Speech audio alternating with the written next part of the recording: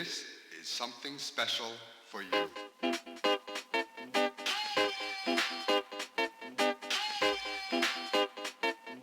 This is something special for you.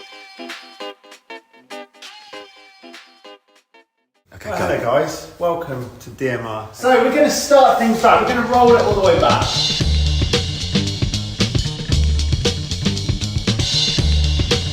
Nowadays we all take for granted that bikes are really good, but that was not always the case.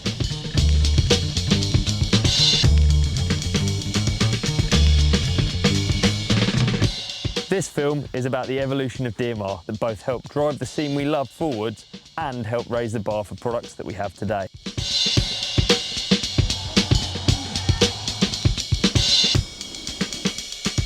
Yeah, okay.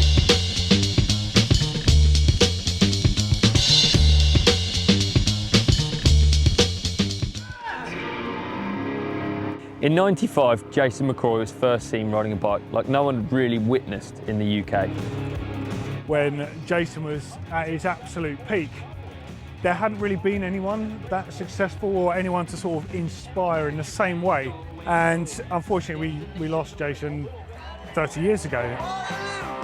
But his legacy lives on with people who just want to have fun, ride bikes. 30 years ago, a revolution started. People were inspired by what Jason had done, but what we found was the spirit of mountain bike came alive. To Jason and the future. Thank you very much. And there was a specific line in the sand at this time when sort of DMR emerged on the scene.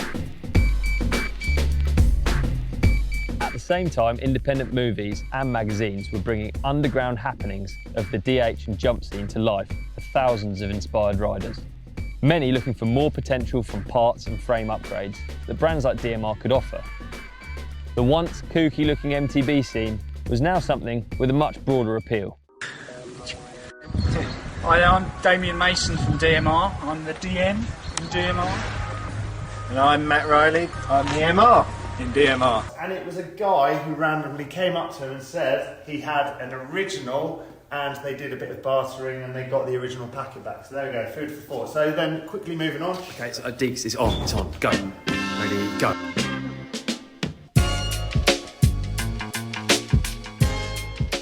You know, it was evolving so fast. You know, we were very much involved in it, but also just passengers of it as well, you know. World Cup racing began in the early 90s, and obviously that became split into cross-country and downhill, and then there was like a sort of subculture of like non-competitive stuff, which every downhill racer had a super basic hardtail to evolve their skills on like jumps and stuff like that. Like, yeah, 95, 96, really, I guess, was when I got a bit more serious with it. I sort of achieved all my goals through the BMX, so I just wanted to have another goal. Like, style wasn't defined. Started doing all the stuff on my mountain bike that I did on my BMX, which is my everyday stuff, and everyone was freaking out. You'd have a World Cup race or you'd have a national downhill race, and then in the evening you'd go to the dirt jumps to session the jumps, right? I remember I'd ride dirt jump bike 5 days a week and then ride a downhill bike at the weekend, and that was the same for a lot of us.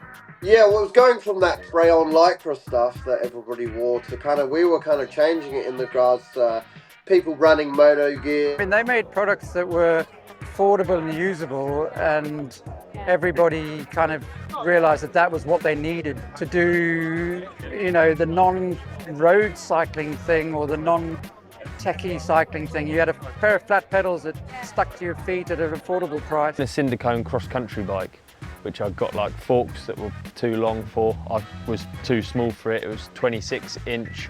All of the products bent, broke. It was such an uphill struggle. Like, you'd break stuff every single time you rode it, and you'd like, the chain had come off. Dude, it's a mission. Looking back, it's so funny. It's like, they were so noisy, they were so not fit for purpose. If you're in MBUK in like that sort of time, you're a well-known rider. Yeah, everyone's looking through the magazines, what parts people had, because there's no video, no social media. There was the super competitive nature of mountain bikers evolving, but what DMR represented was the non-competitive side, the stuff you could do in your spare time, I think. Why I'm here today is from watching those early Sprung videos and Earth videos, and that's why I was racing. And that, for me, I just wanted to get mountain bike in front of as many eyeballs as I possibly could. We always used to have a conversation between me and my friends of like, if you could have one sponsor, who would it be? And it was all these like the DMR stuff. DMR was just a huge dirt jump brand back then for me. That's all I cared. That's all I wanted. Just DMR bike, DMR, everything. There's been other brands over the years that have sort of done similar things, but there isn't really another brand I can think of that is close in time in terms of like duration of what DMR have really achieved. I'm down for life. I'm down for life. Down for life. I'm down for life. No, I'm down for life. And I'm down for life.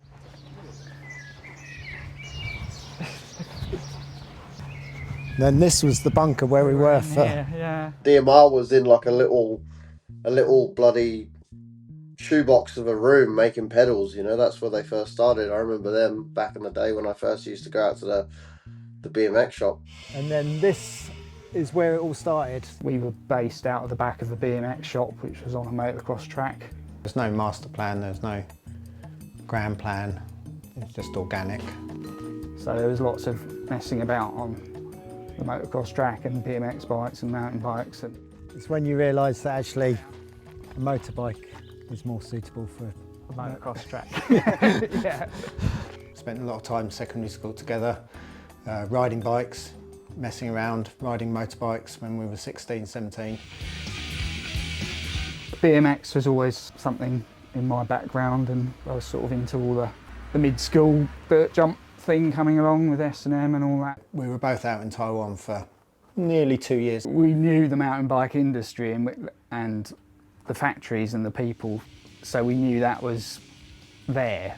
So yeah, it just made sense to kind of blend 90s mid-school BMX sort of dirt jumping into mountain biking and offer products to hold up. For instance, the chain tug was one of our first products, simple chain tensioner, which we got made locally and sold to shops, and we're still selling it 30 years later. Chain tug is still in the catalogue. So it wasn't particularly sophisticated, but it got us going, and we had the connections and know-how in Taiwan to develop more sophisticated. Yeah, 30 years. 30 years. Yeah, I think I was 7 or 8 when I put mud on some sticks or a brick and got bucked. What did you learn from the first experience? More mud. More mud needed. Yeah. I think it was 2 years before a landing went in as well. It was quite bad, and 2 years before I could bunny hop. It was the first time when we started thinking less about riding cross country, more time spent riding flat pedals and digging jumps and learning how to corner. And obviously back then there weren't bike parks or uplifts anywhere, so it was just scratching your own tracks in, trying to build the best jumps you possibly could. And there was that sort of four cross and dual slalom, and downhill was becoming more of a thing. So it was all kind of a bit of a, it wasn't very serious. It was not cross-country racing or anything. It was just having fun on bombing around on bikes. But mountain biking started going through this really cool change. You know, people are running small frames and running bigger bars and shorter stems and jumping properly. Neil Donaghy. What do you like riding most? Roddington Trails. So I was a youth, probably 15, and I just got bitten by the bug of bikes. I just had a hardtail. All I could afford was a second-hand 200 quid Kona hardtail that was used for everything. I would ride dirt jumps, BMX track, race downhill at a weekend, ride school, do my paper round, everything, 7 days a week on the same bike. So like I did BMX as a kid and then stopped racing and had quite a few years off riding bikes. So then when I got back into riding bikes, I wasn't like a BMXer that thought mountain biking was kooky or whatever. I just was stoked to ride my bike again.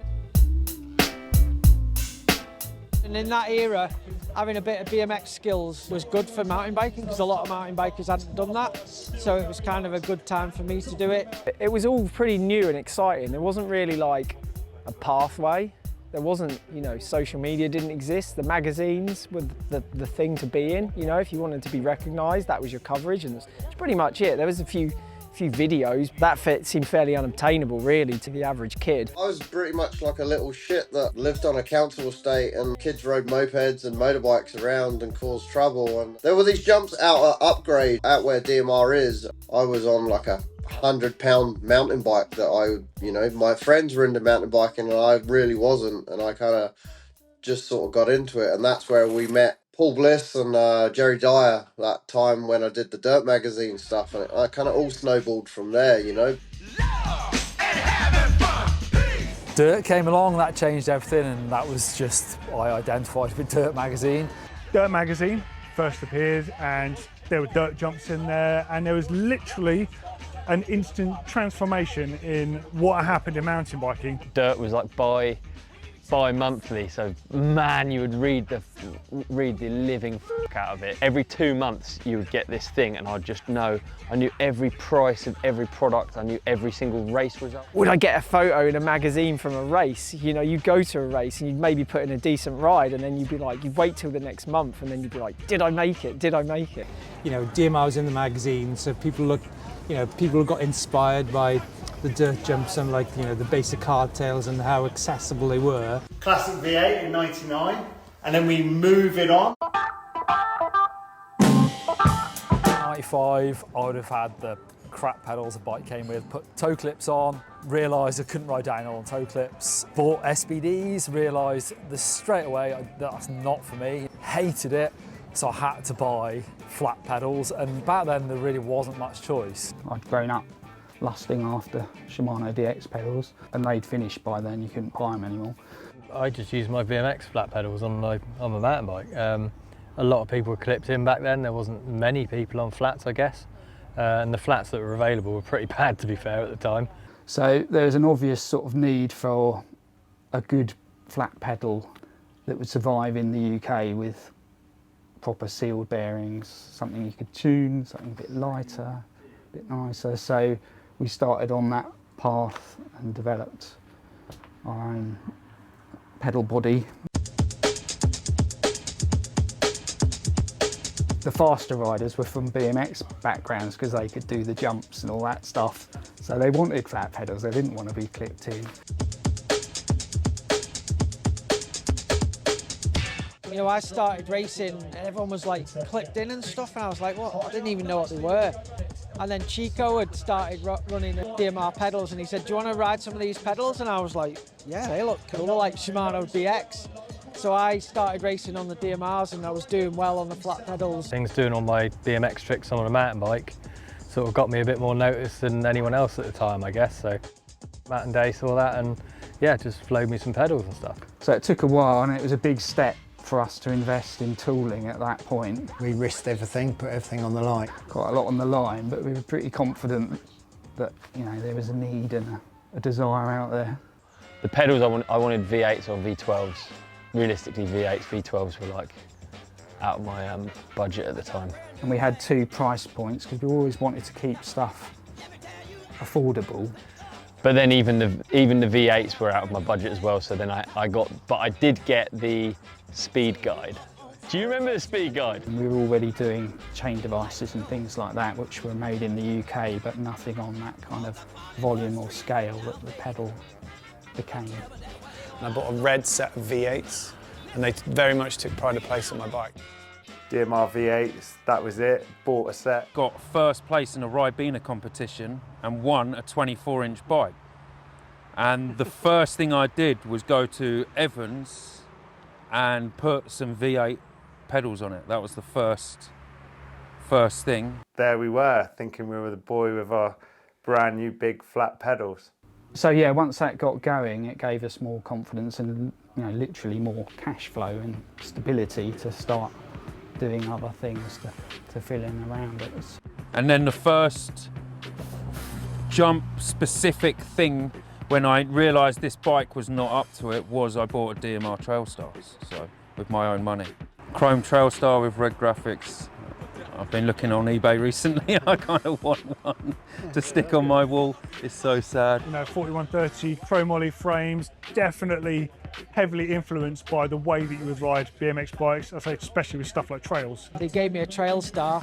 I hadn't even seen a dirt jump before, to be honest, so started trying to do some dirt jumping, and yeah, it was just a real good time, I think, to get into mountain biking. But honestly, I was on a cross-country bike with the seat all the way down, and then like the Trailstar came along, it was literally like the coolest thing. It was like it was a bike made for exactly what I was doing, pretty much. It needs a service, but I reckon you could still get through some jumps on it. Everyone had the Trailstar, and then they came out with the Sidekick, and I got to go to DMR and pick one up, you know, be a team rider. First time seeing that, it was like a prototype Trailstar in dirt, and I think it did have a DMR sticker on it, but it wasn't named a bike at that point. And there was set the Z1 bombers on that. Yeah, suspension was just coming in, forks were getting more sophisticated. Marzocchi were kind of leading the charge a bit with front forks with proper hydraulic damping, not just elastomer. So that product went hand in hand with where DMR were going, and the three-piece cranks, of course, that came in. Again, that was influenced from the 20-inch world, and it wasn't a case of trying to like mimic what 20-inch was doing, but there's certain products that worked for a reason. You know, three-piece cranks with a multi-splined axle interface is strong and dependable at a time when mountain biking would have had, I guess, like alloy cranks with square taper.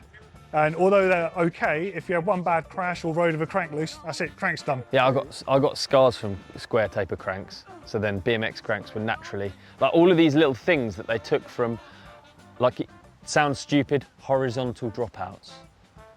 Like, yeah, then you can make a bike single speed, and then it's actually fit for purpose. You don't need gears, you don't need all of this stuff.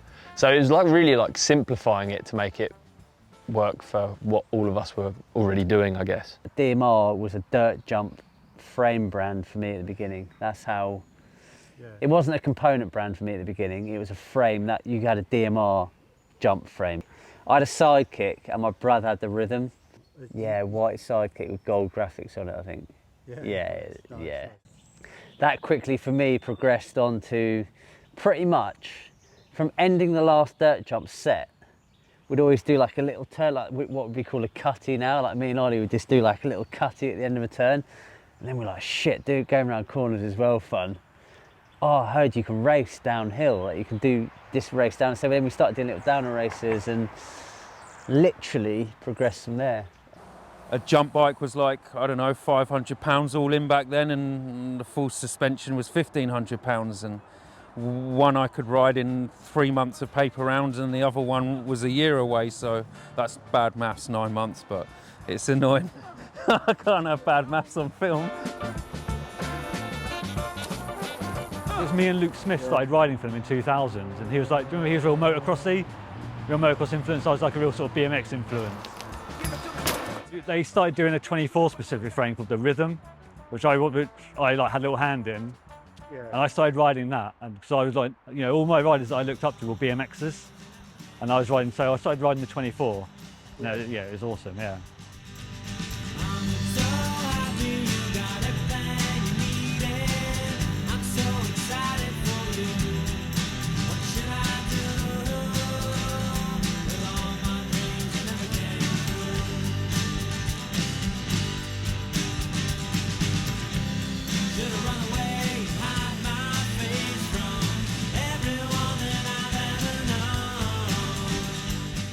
So the first thing I bought was the pedals, the cheapest ones you could get, and then I worked up to buying a 24-inch dirt jump Rhythm. I manifest this like, I'm gonna buy the first DMR, potentially that will be an investment to getting free bikes further on down the line, which kind of worked out in the end. I sort of grew up with downhill mountain biking when it really changed. And I was lucky that I got into it as a really good scene where I lived, and I just started racing and fell in with Steve Pete, who just supported me.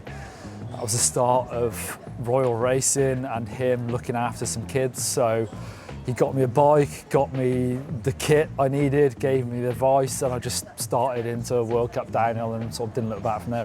I was lucky that whatever program Steve was on, he'd get us the stuff. So I was riding, I had this like really cool GT hardtail, and he'd get me Swatch watches, DC shoes, DMR pedals, and he'd just flow this stuff to us. That was the first time I'd ever been given anything, because I couldn't really afford the right kit at that time. So I relied on Steve to get me the kit that I needed to be able to ride a bike and not break things every 2 weeks. Specifically remember being down at Pinner Trails one time, and Alex Rankin was actually down there at Pinner Trails filming with Paul Roberts. And I was that little gawpy kid in the background thinking, like, I can't believe like this stuff that we've been doing with my mates is actually becoming a thing now that people are doing. And it turns out it was a huge scene, and then that video later came out, and that was Sprung 2. Sprung 2 was really, I think, a huge line in the sand that was like heavily influenced by like BMX and motocross and hip hop and street culture and just so much stuff. Yeah, I mean, that is a monumental change in mountain biking. A lot of people in BMX, you know, they're a bit hardcore and they don't want, you know, they don't want nothing to do with mountain bikes. But you know, I think that's a bit closed-minded, really, just because, you know, the size of the wheels or the gears and stuff. I get this phone call and I'm like, do you want to come on this Trails road trip? I'm like, well, yeah, obviously I want to do that, and you know, it's with my pals. Yeah, I mean, the Sprung 4 road trips were like, that was the coolest thing. Back then, I remember just how completely, like, we were obsessed by it. We watched the section over and over again, and it was like people doing what you do and what you want to do. Like, obviously, they were riders riding above our levels, and they were riding with like cool style. I wish I was old and I enjoyed it, but I don't. It's just crap looking at stone. Yeah, I remember that. Yeah, I was like, fucking stones. Like, who wants to come all across the world to look at this shit? That just shows like how I was, and I was complete little toe rag, you know. I was a product of my own, you know, where I was brought up. I was basically a little shit, you know. I mean, and I copped a bit of shit from it from the other boys as well, you know. I was a little chav, as they called them, which I was back then. It's funny how times change. Oh, there's a load of guys having fun together, like, because there'd also be like non-riding clips and stuff. Yeah. And it just showed you like, oh, those DMR guys are having a lot of fun. I wish I could be one of them, and how cool would it be to be on that trip? Yeah. Because they're riding some jumps that I've never been to. Plus, they've got the van door open and sliding on their feet, or they're in a swimming pool. How did they, what? Like, it just, when you're younger, it seems such an impressive. Well, would you have wanted to ride for anyone else at that time? No. That's the same for me. I was like, yeah. Maybe we're a part of something that kind of paved the way for other people. I don't know. That seems like quite a statement to make, but maybe it was. Sprung 4 had a big impact, I think, on trail riding in the UK. And we went to the bike show, like it released that winter. And we went to the bike show the following year, and like kids were coming up for our autographs, and we were like, what the hell just happened? Why is someone asking for my autograph? And then the penny dropped that actually people had seen us on this video, and like, I guess we influenced them, and that's cool. Like, I'm really proud of that. Maybe a lot of kids did look at me and go, hey, I'm this toe rag little poor kid, but it's so cool to see kids all around the UK scene grow and follow what I was doing and kind of want to be like that, you know? And then I feel like that also then gave birth to like more people wanting to do trips to copy them. And you get your own van and or minibus and your crew together. And then obviously the dream was eventually you end up going in the DMR van and being one of those people that's riding for them, which is like, yeah, it was pretty awesome.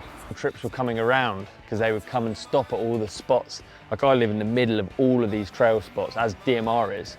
So we'd know when riders were coming, and it would be super exciting. You'd get to share the trails with some of these like heroes that you saw in the videos. And then we've kind of gone on to continue that ourselves.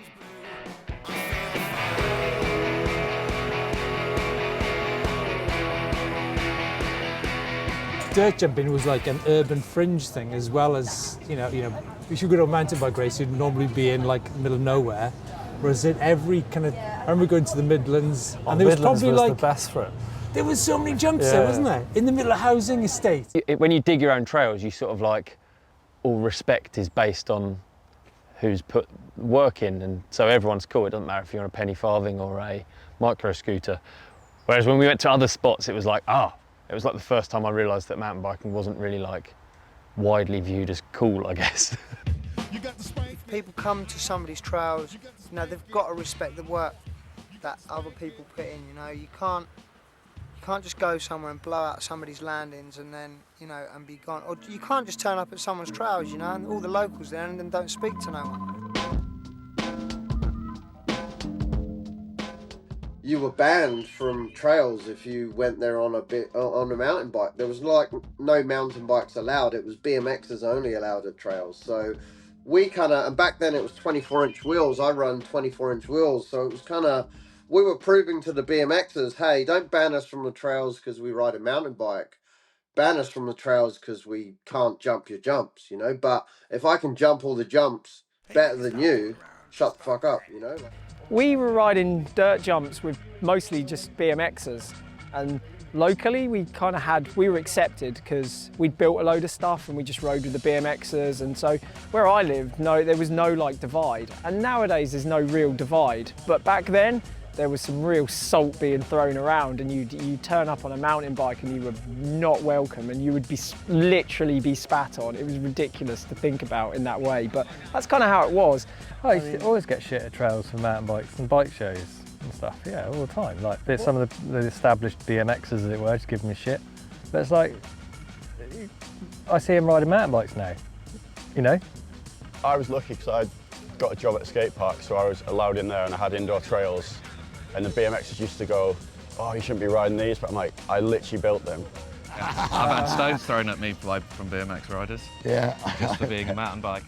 But to be fair, a lot of mountain bikers would just show up, case the back of the landings, blow everything out, and then just go home with no respect to the trails. And it was like, well, you know, fair enough, that's pretty poor. We didn't do that, we were part of it and we rode, and I like to think we rode with some style. And slowly we started to be accepted on the trail scene, and you know, it kind of started to integrate. The dream for me was to go to California, because that's where Sheep Hills was like my version of Mecca, I suppose, but I wanted to go there. And Steve had a house in Huntington Beach, and he signed me to Royal and invited us out to go, and I slept on his floor for 2 weeks. And I remember riding over to Sheep Hills, and it was full of people: Sean Butler, Ryan Brennan, Brian Lopes, Brian Foster, and I didn't, according to Stasio, I didn't ride a bike. I was on a mountain bike as well, and most of these people were on BMXs.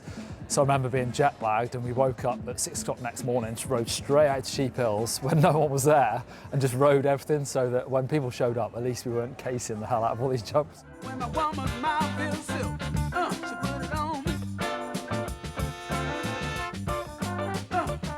Beforehand, you're always sort of like paying for like people's cases before you. Even if you were good, even if you had nice style, you're like paying for all of the kooky people before you. Whereas Jimmy was kind of like pretty undeniable, I'm not gonna lie. It was like no one could really fuck with him. Did you ever go to those Winchester jams? Yeah, I mean what on earth? Yeah, that was like the biggest shutdown ever. Yeah. That was like some of the first times where you're just like, yeah, fuck it, I am a mountain bike, I don't care. Yeah, I am. But then Jimmy turns up and free and back line, yeah. T-minus 15. Here's Jimmy. T-minus 15 and count.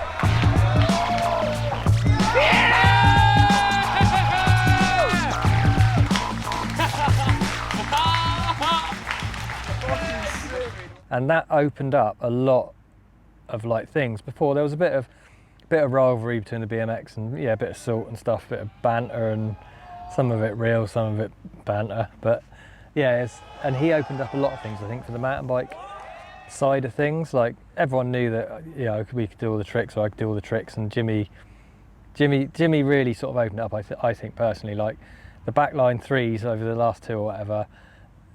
The BMX was like, well, I think he won best rider or something stupid. Yeah, was anyone else? No. No one else, not even the coolest of the cool. Next year they did. Yeah. On the BMXs. There you go. You got the invite to all the spots then, yeah.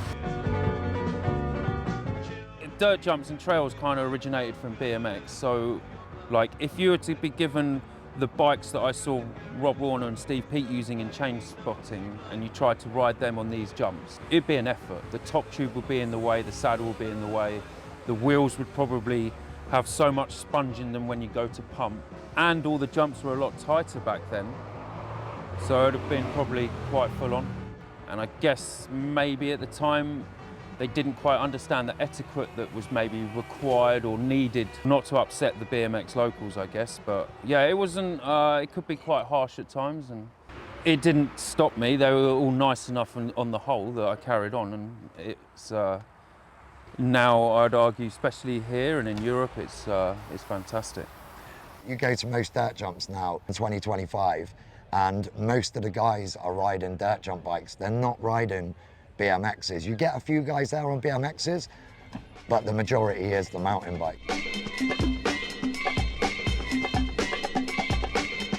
I started Dirt Wars 10 years ago because there was nothing for UK riders. There was a series called The King of Dirt, and there wasn't enough events, and I was managing a team of riders, so I wanted more for the UK, for the dirt jump scene.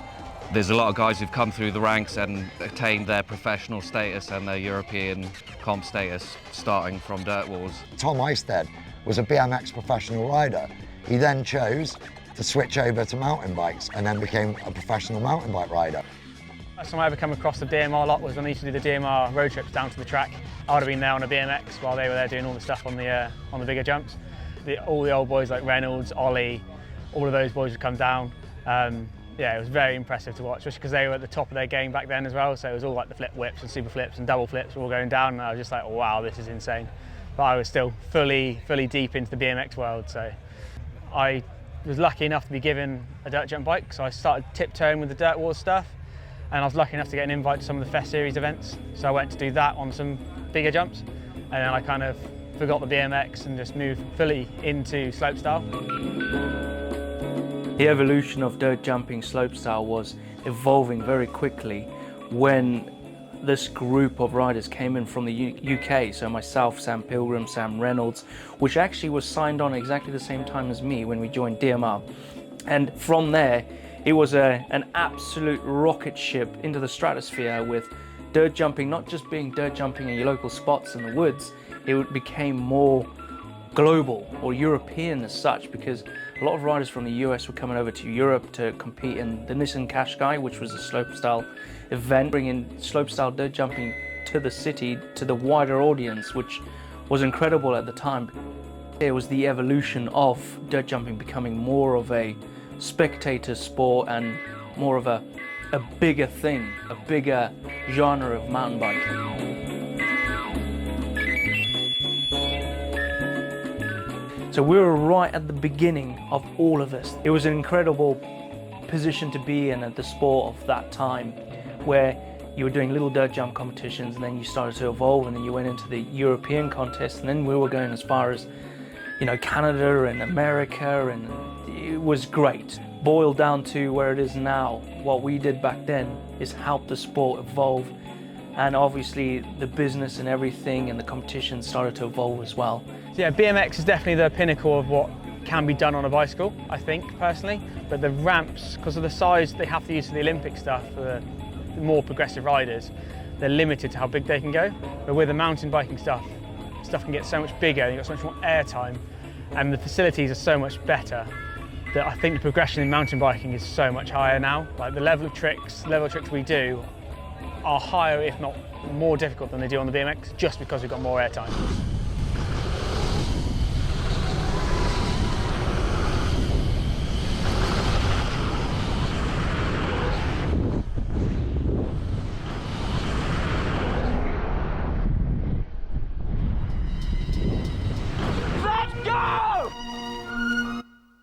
In early days, we had people working for us that rode and knew lots of people, and it just sort of organically sort of happened.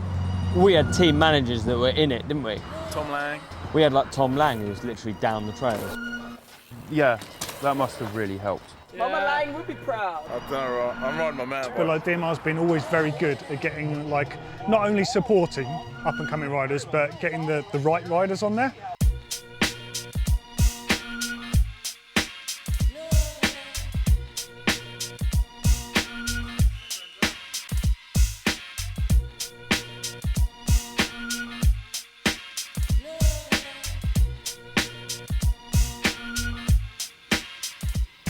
So I was 16 when I went on 24/7, and then on my 19th birthday, we were in a car park and Sam Pilgrim walked one way from the DMR van to the 24/7 van, and then I went from the 24/7 van. And you had been trying for like a year. Swap.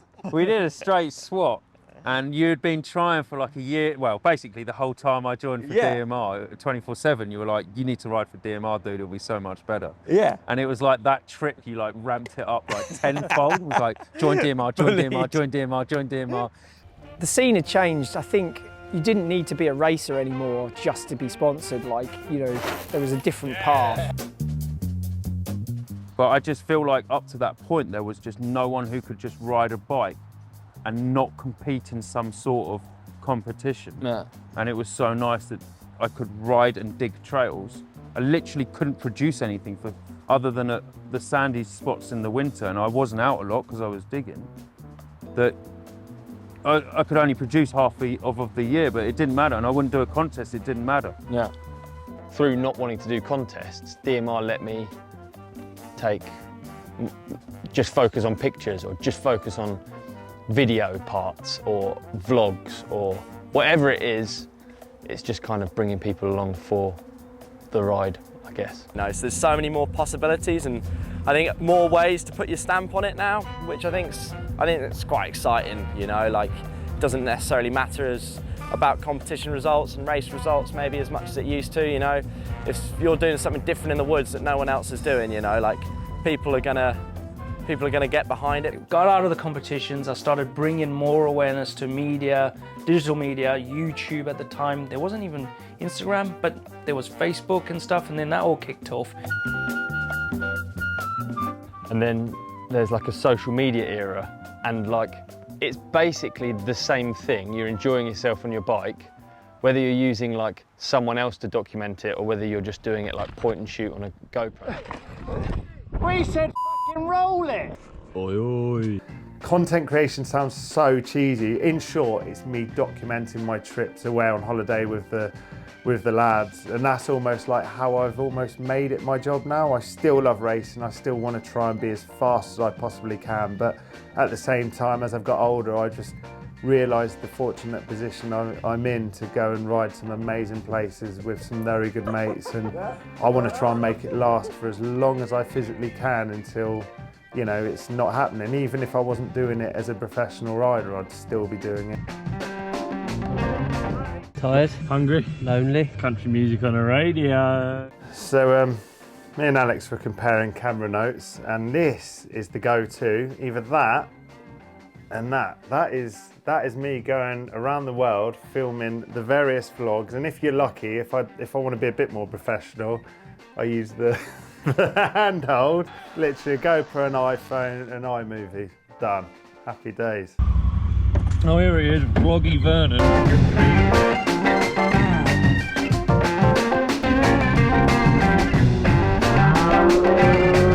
Yes! Yes! Yes, you boy! Come on, Bren, come on! Bring it. So there was certain riders that stand out that offer something. It doesn't have to be about winning competitions or winning races or anything. What were you riding then? Feels like every time I go out to ride, I'll bump into one of the DMR teammates, and it will be in the randomest of places.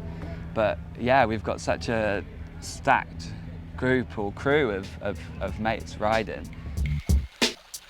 I mean, Tom Eistead competing at Rampage, insane. Have him hanging out with some of the new young kids that are just like sessioning the trails all weekend. DMR are supporting everyone and bringing us all together, which is really special. Put curse on you! I do you like a witch doctor. I just love riding my bike, to be honest with you. Like, this is just an added bonus. It's just a dream come true, an added bonus, but I'd be doing the same thing regardless of whether I was, you know, lucky enough to be in the team. I just love riding bikes. It's all I've done for the past nearly 5 years, and I can't see it any other way. They've always made sure that there's like the fun sort of factor in the brand, as well as the serious side of the product development. To keep product relevant, you need to listen to people and understand, you know, what's possible and get all that feedback and keep an eye on the scene. You know, we don't ride at the level of someone like Ollie or anything, but we do ride bikes, so we kind of get it. But yes, you need that high level rider that can give feedback, because not everyone can give you good feedback or useful feedback. What's your favourite death grips? Right now my favourite is definitely snow camo, thin, soft. Really, really scary thing to do. Yeah, that was a crazy one. How do you get up there? Big ladder. Walking up the ladder is more scary than jumping. Ah, no, it's pretty. How do you get up there on a bike? I've just got to get a pulley and pull my bike up. Then Mark II just got ridden a couple of days ago. Idiot. Yo! Yo!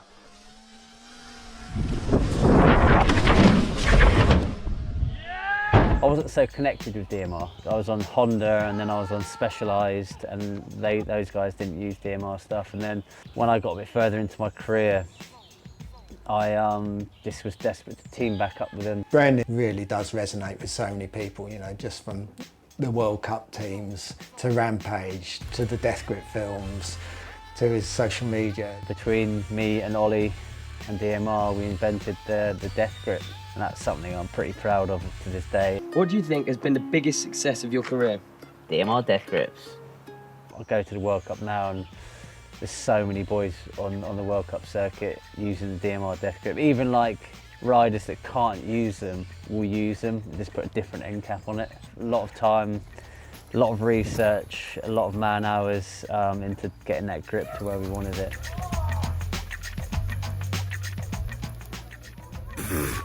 Skill standard is beyond anybody else we've ever worked with, which isn't taking away from anybody else, but we're very lucky to be able to ride along with that. Rampage shovel. This was something kindly donated by the kind folk at DMR. They supplied us a bit of bunts to go out and buy some tools, and this here is the shovel, mainly used by the cameraman right now because I just used the hose. So October 23, and this is what sent Brendan to oblivion and 4th place. Brendan just has a bit of swagger about the way that he rides. He's got this factory-looking moto style on the bike.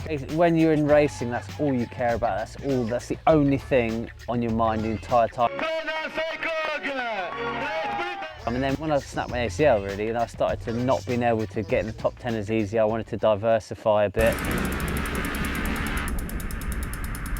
Me and Clay Porter would always like get wasted at the after parties and like hug each other and be like, let's do a movie, let's do a movie. And then suddenly I was like, shit, I'm at a position in my career where I can go to my sponsors and ask for money there, ask for money there, ask for money there, and before you know it, committed. Big deck, went to all the sponsors, sit down, not suit, and got some money. We cracked on with Death Grip 1, and then we had huge success with that. Signed a 2-year Netflix global contract, which was super cool. And then 6 years after that, we decided to do Death Grip 2, which that was just a way bigger undertaking for me. You know, it's like I had 2 kids, the industry was in a bit of a weird spot, but we got it done. We've got 2 movies. You won't be seeing number 3, that's for sure. Unless I produce it and not riding it. Really cool parts of my life, I guess you'd say, like my racing career, then my filming Death Grip and Death Grip 2 of another little side of my career, and then also I can't deny that Red Bull Rampage has been a huge part of my image and brand. It's pretty cool. What's next, really? You only get one chance here and you blew it. One of the great things about a bicycle is its simplicity. I still get the same buzz from riding as I did from years ago. You know, 30 years later and they're still cranking along is amazing. At the end of the day, you're riding your bike to have fun. It's taken me to New Zealand 2 summers now, and I've done a couple summers in Morsey in France as well. We're at Goodwood now for the Festival of Speed as well, which is a sick one to do. Every time they provided something, whether it was bike related, especially when it was like a new bike or a new frame or some quite significant part, it was always an improvement, which then always helped with my riding. And that was just such a winner because you just felt like you were always getting better at riding. Progression on the DMR stuff, I think it's just has got better. I think the new stuff's amazing. So this is a new, bigger pedal based on the Volt. It's made in Worthing. It's anodised locally in Crawley and laser etched in Horsham and then assembled here. So we're trying to do something locally and sustainably, you know, within a kind of 15-mile radius. DMR are not greedy. They make the right products, they make them really well, and they don't flood the market with things that they don't need to make. They concentrate on more focused products that suit the person that they're actually trying to reach. And again, that's actually quite refreshing. It's like to stick to a portion of the market that they believe in and they believe in the riders and do that well. And I think that's exactly where they are now. It's not too dissimilar to where they started. So we're going to wrap it up. This was a cool series we did with my fellow DMR athlete foot riders. So we've got obviously the main man with his signature death grip. We don't need to, he's got enough money, we don't need to talk about that. This guy here, life behind bars, Ollie Wilkins with his Siggy O-Dub bar. Really cool, coming 3 different heights. Oh, you've been really kind. Yeah, we got 3 different heights, all that. Yeah. But most importantly, to wrap things up, we go we've got the oil saddle available in 4 different colourways. Get yours right now. Get it, Dee. Go on, boy, go on. I really like it when you're in a car or you're walking along the street and you spot some V6s, V6 you spot a pedal. pedal. That's what, on the it's bike. not, just nice to see stuff in the wild, but it's also nice to see stuff enduring and young people coming in and new grassroots team and all that stuff. We've always tried to encourage people to ride bikes.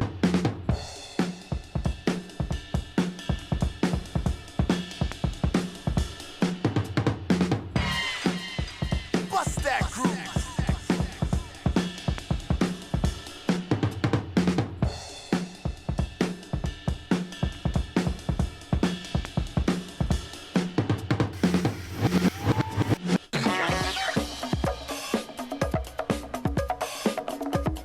I'm down for life. And I'm down for life. I'm down for life. We are down for life. I'm down for life. I'm down for life. I'm down for life. I'm down for life. Down for life.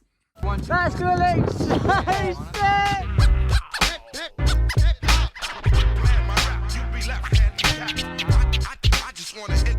and then on the other end you've got places like Jimmy's Trails that have been there forever, that have turned into this iconic little oasis, which on the edge destination on the edge of London, where it's just so unique and it's so mega. How many stats do you want? The trails are a 1/4 mile there and back. I think there's, as of a year ago, there was 49 takeoffs, 40 landings, 55 rollers and 10 berms. We got 5 ponds that probably hold like 50 to 100,000 litres or something. Biggest jumps, 27 foot on the inside, 39 foot on the... I know the gaps of all of them. Here's Ollie. Ollie's one of the old men who still rides like me. You know, geezers. Well, obviously 6 months of the year we're down here digging, and yeah, you're creating it, aren't you? The trails survive off new people getting into it as well, you know. Yeah, you'll see these 2 locals, they're Ted and Ed and Fraser. I remember actually all of them. I remember coming down as kids, like being shy and coming in and saying hello. And we're like friendly to them and said, you know, back in the day maybe would have booted them out, you know. Yeah. We let them ride, and they got much more of a clue about riding from having social media. And you know, before they even come here, they've probably seen the spot and they know they're supposed to do a bit of digging, and you know, they know all the riders. Yeah, they're much more clued up. Yeah.